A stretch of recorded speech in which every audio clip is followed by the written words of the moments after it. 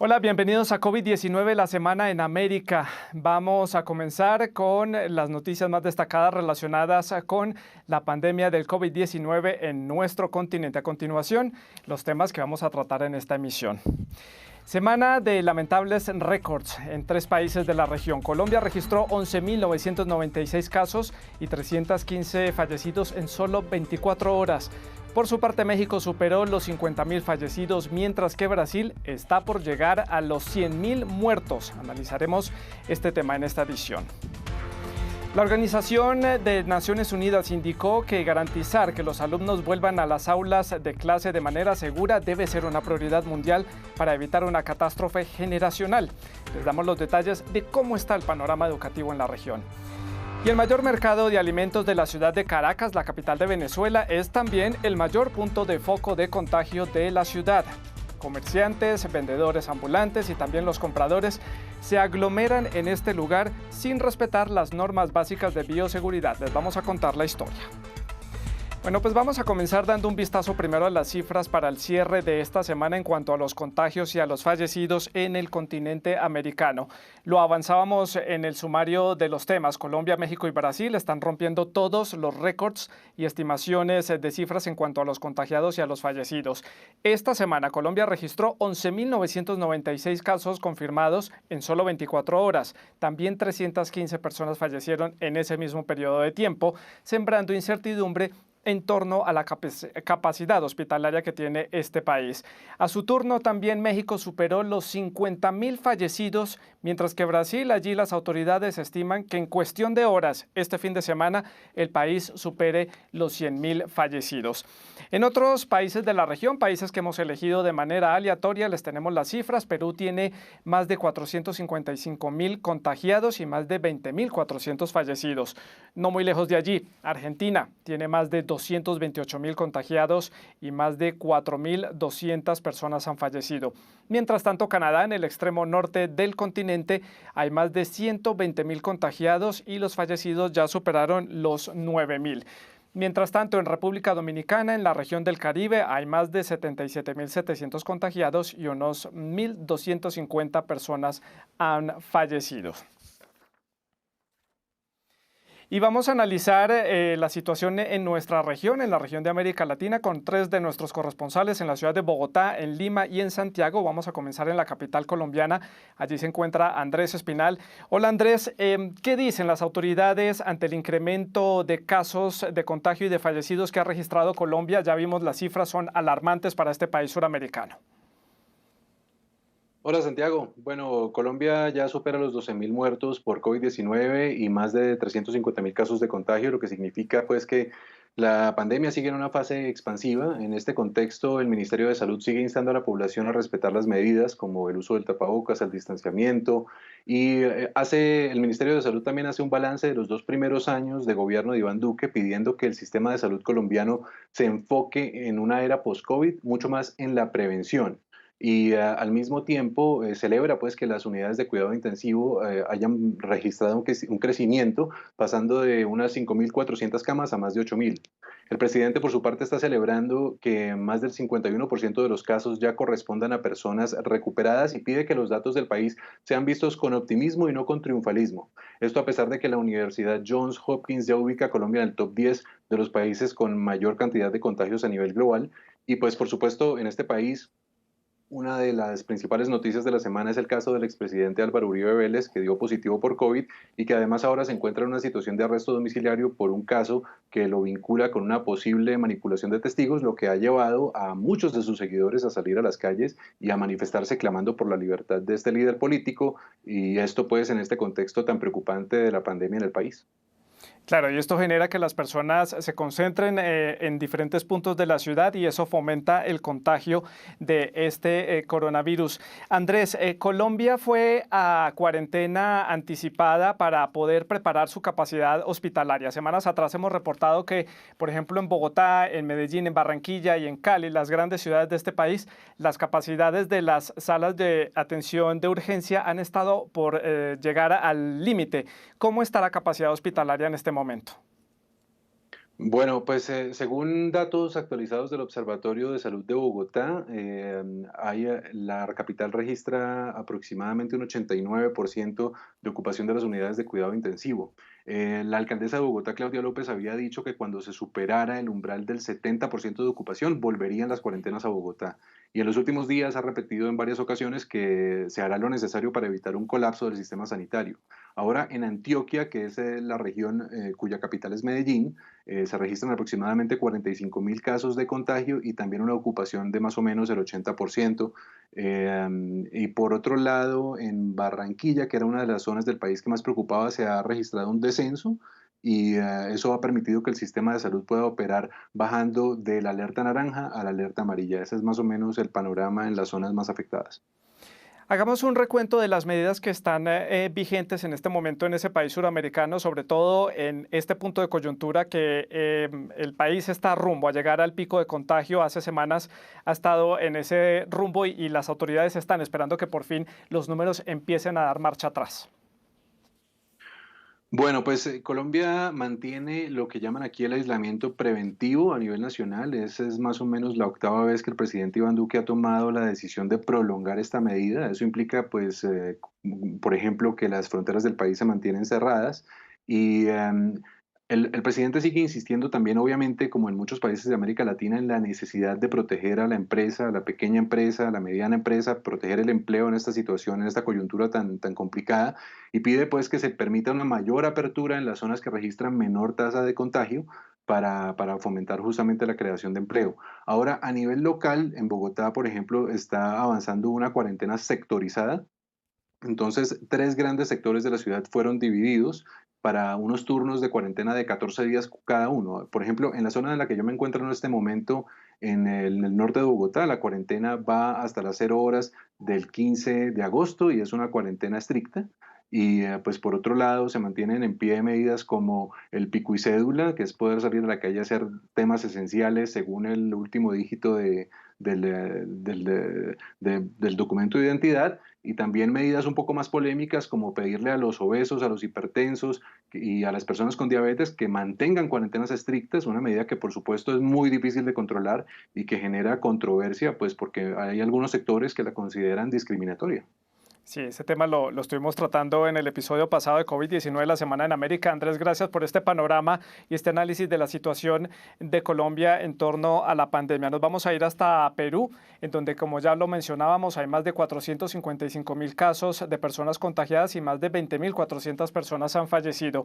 Es el séptimo país a nivel mundial en cuanto a contagiados, según lo informa la Universidad Johns Hopkins. Vamos a saludar a Francisco Zacarías en la ciudad de Lima para conversar cómo está la situación allí.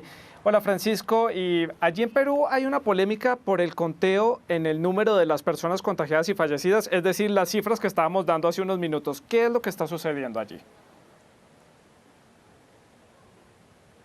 Santiago, muy buenas noches.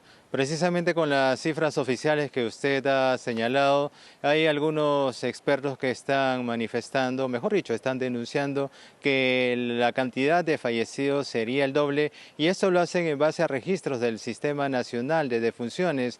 Justamente el ex primer ministro Pedro Cateriano reconoció hace una semana que existe un desfase en las cifras de los fallecidos, y cuando se presentó al Congreso el lunes pasado dijo que en Perú realmente hay 46.274 muertos en cifras globales por el COVID-19. Esto ya fue, bueno, hace varios días, y esto ya ha aumentado. A estas alturas, según los expertos, estaría sobre los 50.000. Y justamente diversos sectores del país le están pidiendo al presidente Martín Vizcarra que investigue dónde estarían los alrededor de más de 27.000 fallecidos y que se reactualicen las cifras. Algunos colectivos están diciendo que precisamente la cantidad de contagiados, los casos positivos que a diario difunde el Ministerio de Salud, serían distintos a la cantidad de las regiones, que haciendo un conteo global, las cifras no cuadrarían tampoco en el caso de los contagiados. De una u otra forma, Francisco, algo está saliendo mal en Perú. ¿Qué es lo que está pasando allí? ¿Por qué están las cifras de contagiados y de fallecidos tan altas y se presentan caos como el que hemos visto en semanas anteriores en la ciudad de Arequipa, que es la segunda ciudad de importancia en el país, y también en el departamento de Loreto, en la zona del Amazonas, en la capital, en Iquitos.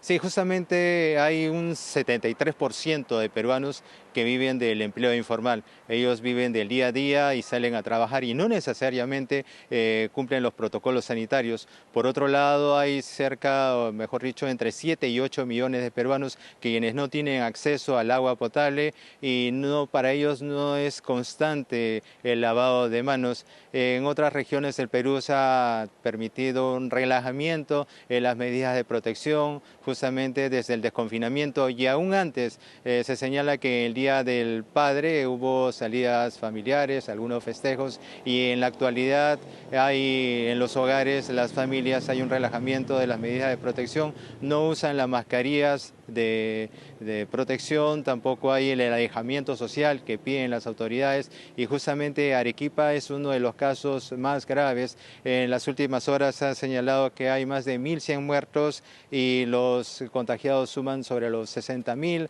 La situación está que cada vez los hospitales están colapsados, sí. Las camas de las unidades de cuidados intensivos tampoco hay oxígeno y es una situación grave. Francisco, hagamos una especie de recordatorio de las estrategias empleadas por las autoridades peruanas para mitigar los efectos de la pandemia que todavía están vigentes en este país. Justamente se ha cancelado los vuelos domésticos y el transporte interprovincial terrestre. En 15 regiones del país se ha declarado la cuarentena focalizada. Diversos sectores le están pidiendo al presidente Martín Vizcarra que el país retorne al confinamiento y por ahora las autoridades han dicho que van a hacer cuarentenas focalizadas. Martín Vizcarra realmente se encuentra en un dilema. ¿Cómo proteger a los peruanos y al mismo tiempo no dañar la economía cuando Perú tiene una caída de 13 puntos en su Producto Bruto Interno? Esto es lo que están trabajando Martín Vizcarra en estos momentos con sus ministros. En la siguiente presentación que va a hacer el nuevo gabinete al Congreso peruano el próximo martes, ellos van a tratar de develar nuevas estrategias para frenar los altos índices de letalidad y contagios. Francisco, precisamente ese balance entre economía y la protección de los ciudadanos ha sido un balance muy difícil de alcanzar, sobre todo para los países latinoamericanos, como usted lo decía, porque hay una alta tasa de trabajo informal. Gracias, Francisco, por este reporte desde la ciudad de Lima. Vamos a conocer ahora detalles de cómo está la situación en Chile. Saludamos a Patricia Luna en la ciudad de Santiago. Patricia, allí en este país, en el extremo sur del continente, los números han comenzado a mitigarse un poco. Hay menos casos de contagio diario, según reportan las autoridades a lo largo de esta semana. ¿Qué es lo que ha sucedido? Así es, Santiago. Llevamos 6 semanas de baja continuada de casos y, por ejemplo, la región metropolitana, que en un momento acumuló el 80% de los casos positivos y también de los muertos, se han registrado menos de 1.000 casos desde el pasado 25 de julio, lo que es bastante positivo, y la tasa de positividad de los exámenes en el país se encuentra en el 9%, por debajo del 10% que recomienda la OMS para empezar a desconfinar, como ha ocurrido en algunas partes del país. Precisamente estas cifras alentadoras allí en Chile ha permitido el avance del plan paso a paso para el desescalamiento y la apertura de centros comerciales y de otros puntos donde confluyen varias personas. ¿Cómo está avanzando entonces allí el desescalamiento, Patricia? Pues como señalas, el plan paso a paso de 5 etapas diseñado por el gobierno ya se ha puesto en marcha en algunas partes de la capital chilena, especialmente en los barrios más acomodados, donde ya se han abierto los malls esta semana. Se han registrado situaciones no del todo deseables para las autoridades, grandes conglomeraciones de gente que compraban como si no hubiera un mañana y que preocupan a las autoridades y también a todos aquellos que seguimos confinados, y también situaciones de irregularidad en algunas grandes empresas porque en este momento las autoridades establecen que para trabajar y para abrir un comercio todas las personas que acuden a trabajar tienen que pertenecer a las zonas que están en cuarentena. Y ha habido 2 grandes empresas que han modificado esto, o por ejemplo en un caso se han encontrado a personas, a trabajadores en las bodegas porque no vivían en la zona donde estaban trabajando. Así que estas situaciones de irregularidad han llamado la atención de las autoridades, que están atentas a cómo evoluciona este plan, puesto que todas las regiones pueden avanzar o retroceder en función de una serie de criterios. Patricia, rápidamente háblenos de ese proyecto de búsqueda de voluntarios para ensayar algunas de las vacunas que están siendo estudiadas a nivel mundial. Así es, Chile anunció la última semana que la empresa china Sinovac empezará a realizar exámenes de su fase 3 ensayo clínico, para lo que se buscan a 3.000 voluntarios de entre 18 y 65 años, a los que se les dará 2 tomas y se registrará su respuesta inmunológica, con la esperanza de que la vacuna pueda llegar a Chile en el 2021. A Patricia, Andrés y a Francisco, muchas gracias por estos completos reportes desde Bogotá, Lima y Santiago. Vamos a continuar con más información. Vamos a seguir, de hecho, en Perú. Allí fue creado el Comando Vacuna, que se trata de un organismo que se encargará de asegurar que este país suramericano acceda a las vacunas contra el coronavirus. Varios científicos peruanos también están ensayando una posible cura desarrollada a nivel local para el COVID-19, pero paradójicamente la entidad estatal no puede ayudar en esta investigación. Veamos cuál es la historia. Este hombre de 69 años no es un peruano más. Fue organizador de los Juegos Panamericanos Lima 2019 y hoy lidera el Comando Vacuna. Saludito, sí, o japonés. Su misión, gestionar la vacuna contra el COVID-19 cuando se encuentre disponible. Esta es una carrera en que están todos los países del mundo, ¿no? Sobre todo los que penosamente estamos en el ranking de los 10 más afectados. Es un ranking que no nos gustaría estar de ninguna manera, pero todos esos países están moviéndose mucho para poder tener la vacuna. Perú está negociando con la Universidad de Oxford de Inglaterra y con 5 laboratorios internacionales que están en la fase más avanzada del ansiado medicamento. Esta es la vacuna, esta es la salmonela. Científicos peruanos también trabajan en una vacuna. En este laboratorio aseguran tener resultados positivos con animales con una inmunización a base de una bacteria de salmonela que fue genéticamente modificada, pero no pueden avanzar porque no cuentan con una certificación estatal que les permita hacer pruebas en humanos y lamentan la falta de apoyo económico. Una barrera para nosotros seguir avanzando en nuestro proyecto vacuna, ¿no? Y esto ya va a depender de la colaboración y apoyo que haya pues de otras instituciones, del gobierno. El Comando Vacuna no tiene facultades para impulsar a los científicos peruanos, y como el país no tiene experiencia en la producción de vacunas humanas, para Neuhaus la opción más segura es conseguir el antídoto en el extranjero.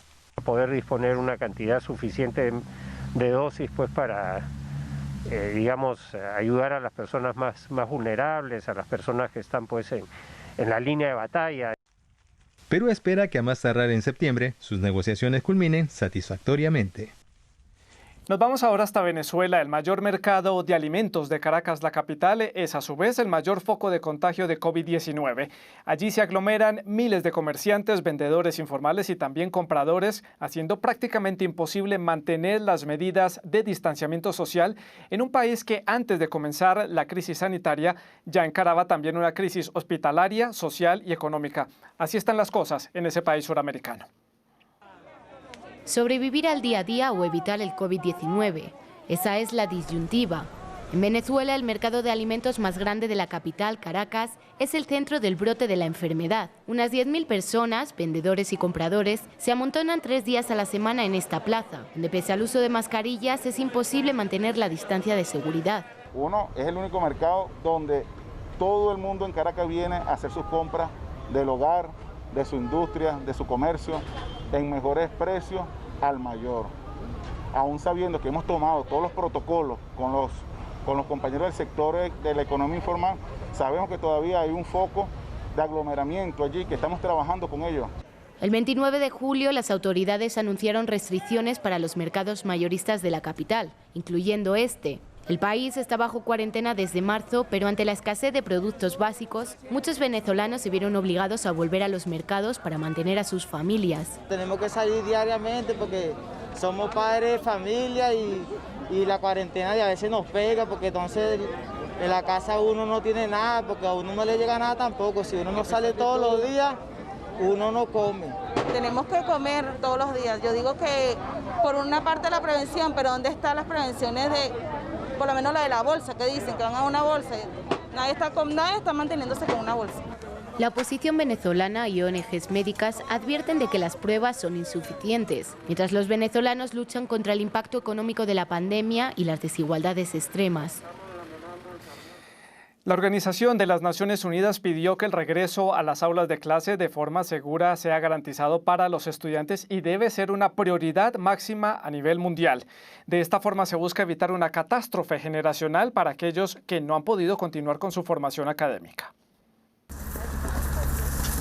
Controlar la transmisión del coronavirus y reabrir las escuelas. Esa debe ser la prioridad para los países, según Naciones Unidas. El secretario general de la ONU aseguró que las decisiones que tomen los gobiernos tendrán un impacto duradero para millones de niños. Ahora nos enfrentamos a una catástrofe generacional que podría desperdiciar un potencial humano incalculable, minar décadas de progreso y exacerbar las desigualdades arraigadas. Un impacto que también se sentirá en las perspectivas de desarrollo de los países. Según la ONU, la educación a distancia dificulta el acceso a la educación para los menores que sufren de discapacidades, los que vienen de comunidades desfavorecidas y aquellos que viven en zonas remotas. En América Latina, la expansión del COVID-19 ha obligado a tomar medidas, como en Bolivia, que anticipó la clausura del año escolar, o en México, donde los niños aprenderán a través de la televisión para evitar contagios. No son las condiciones en las que esperábamos regresar a clases, pero se debe de continuar, la vida sigue. Por ello, este gran esfuerzo que hará la televisión pública y privada en México es tan importante. En Estados Unidos, el debate por la reapertura de las escuelas está en el centro de la campaña electoral. En Nueva York, algunos profesores protestaron contra el plan de la ciudad para dicha reapertura, poco claro, según ellos, a la hora de proteger tanto a los estudiantes como a los maestros. Esto va a afectar a toda una generación de jóvenes. Según la ONU, la paralización educativa sin precedentes por la pandemia está lejos de terminar y hasta 100 países no han anunciado todavía el calendario para la reapertura de centros educativos. Y en México también hay debate en torno al tema de la educación y la reapertura de las escuelas. En este país, pese a las preocupantes cifras, el presidente Andrés Manuel López Obrador defendió a Hugo López-Gatell, el funcionario que está encargado de hacer frente a diseñar el plan para combatir la pandemia del COVID-19. Esto después de que 9 gobernadores estatales pidieran su renuncia del cargo. Las críticas caen de todos los lados.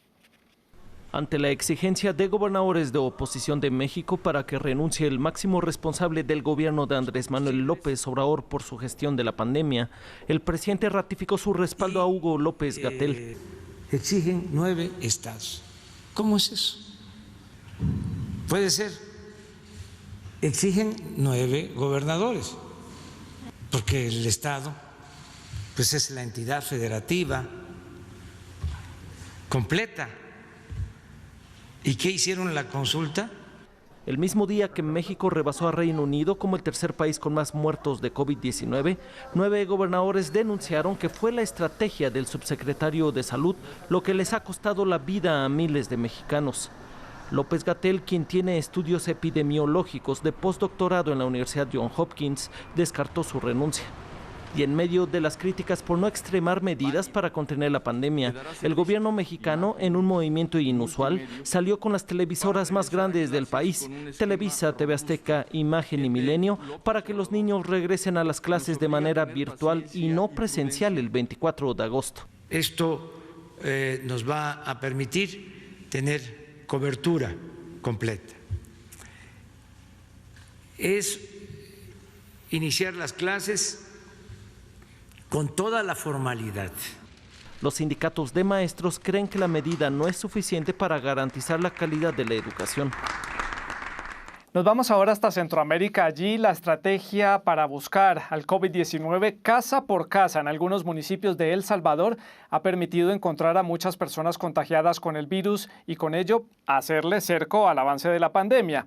Esta medida tiene lugar mientras el frágil sistema de salud salvadoreño está ya saturado. Buscar el virus hasta debajo de las piedras. Ese es el lema de esta brigada médica que ha decidido ganarle la batalla al COVID-19 en el territorio. Es una medida muy acertada que el Ministerio de Salud tendría que hacer. Está bien, ¿verdad? Para cuidarnos y cuidar a las demás gente que no se contagien, primero Dios. Claro, les agradezco mucho, de veras. Cada día, 40 trabajadores de la salud realizan un minucioso rastreo para identificar personas con síntomas sospechosos. La iniciativa es impulsada desde junio por la municipalidad de Soyapango, la segunda ciudad del país más golpeada por la pandemia, con un 8% de los casos registrados oficialmente. Nosotros estamos detectando esos síntomas y signos que pueda presentar la persona. La cosa es tratar de llegar a que esto no se propague más. Entonces andamos casa por casa tomándoles la temperatura y haciéndoles el llenado de este formulario. 36.3 siempre va. Se han localizado más de 700 personas sospechosas de portar el virus. Con un sistema de salud desbordado, la estrategia de la comuna tiene el visto bueno de expertos.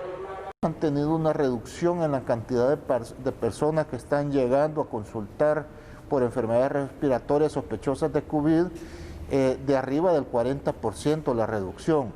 O sea que esto puede ser ya efectos de las medidas que se están haciendo. El galeno considera que el gobierno debió adoptar esta medida desde un principio para evitar el colapso de los hospitales. Lastimosamente, advierte, la idea cayó en saco roto.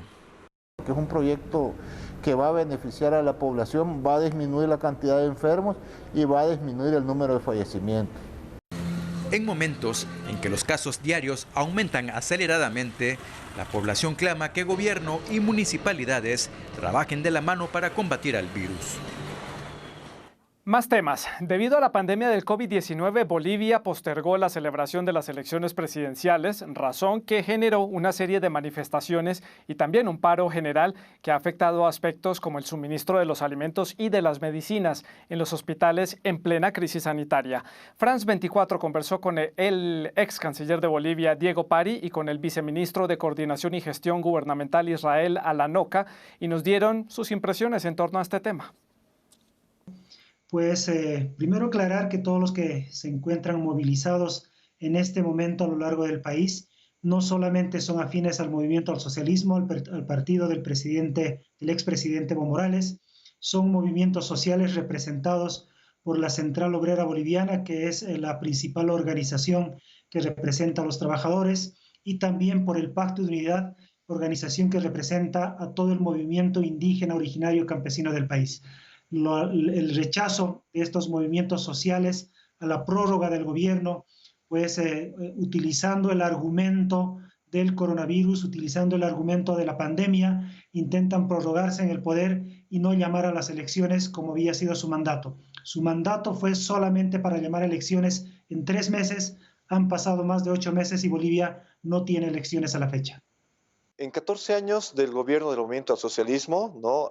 Conducido por el señor Evo Morales, ¿no? Hay que recordar que los 4 poderes del Estado, tanto el legislativo, obviamente el ejecutivo, el electoral y el judicial, estaban controlados por el movimiento al socialismo. En este caso, con el gobierno de la presidenta Yanine Áñez, nosotros somos respetuosos de la independencia y separación de poderes establecido en la Constitución Política del Estado, y el que toma las decisiones, ¿no?, respecto a los comicios electorales en este momento es el órgano electoral.